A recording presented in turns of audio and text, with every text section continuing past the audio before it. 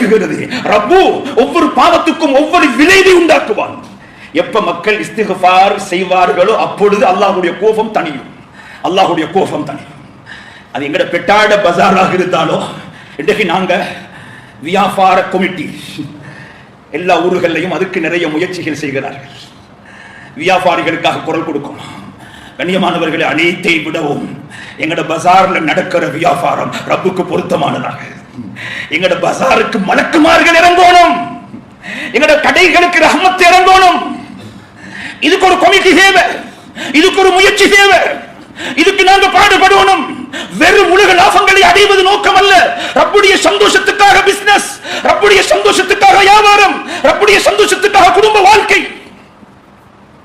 இந்த நிலைமை எங்களுக்கு உண்டாகணும். கண்ணியமானவர்களே, அல்லாஹ்வுடைய ஒவ்வொருவர்களும் வித்தியாசமான பாடத்தை படிக்கணும்.